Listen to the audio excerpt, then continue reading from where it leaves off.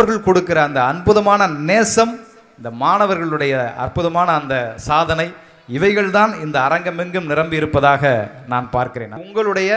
உங்களை போன்ற நல்ல உள்ளங்களுடைய ஆசீர்வாதங்களோடு என்னுடைய திரையுலகின் என்னுடைய பாட்டுக்களுடைய எண்ணிக்கை கிட்டத்தட்ட 25 வருஷமாக நான் பாட்டு எழுதிட்டு இருக்கேன். 3000 பாடல்களை கடந்து என்னுடைய பாட்டு பயணம் என்பது சென்று கொண்டிருக்கிறது. அந்நியர்கள் நடுநடுங்க அந்நிய மொழி கிடுகிடுக்க வந்தாள் அவ்வை பாட்டி வளைந்த மேனியோடும் எழுத்தாணியோடும். அந்த அவ்வையின் வழிவந்தவன் யார்? என்னுடைய முப்பாட்டன் பாரதி. பாரதி என்ன சொன்னான்? வானில் பறக்கின்ற புல்லலாம் நான், மண்ணில் திரிகின்ற விலங்கலாம் நான், காணில் வளரும் மரமலாம் நான், காற்றும் கடலும் புனலுமே நான், கம்பெனி சேர்த்த கவியலாம் நான், காருகிருத்திட்டும் உருவலாம் நான், இம்பர் வியக்கும் மாட கூடம் எழில்மிகு கோபுரம் யாவுமே நான், அண்டங்கள் யாவையும் ஆக்கினோன் நான், அவைவடையாமல் சுழற்றுவோன் நான், கண்டனல் சக்தி கணமலாம் நான், நானும் போய் நடத்துவோன் நான், ஞானச்சுடர் வானில் சொல்லுவோன் நான், ஆன குரல் அனைத்திலும் ஒன்றா அறிவாய் வழங்க முதற் சோதி நான் நான் என்றான் பாரதி.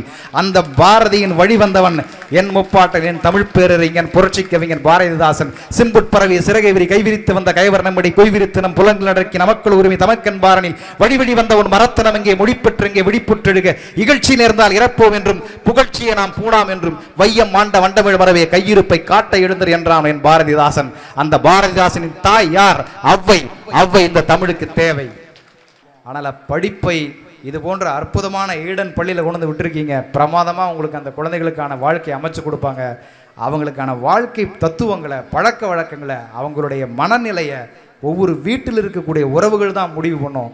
அப்படிப்பட்ட உறவுகளாக நம்முடைய குழந்தைகளை வளர்த்தெடுக்க வேண்டும் என்பதுதான் இந்த ஆண்டு விழாவில் நான் உங்களுக்கு என்னால் முடிந்த வரைக்கும் சொல்லுகிற ஒரு சின்ன அறிவுரையெல்லாம் கிடையாது, ஒரு சின்ன ஆலோசனை.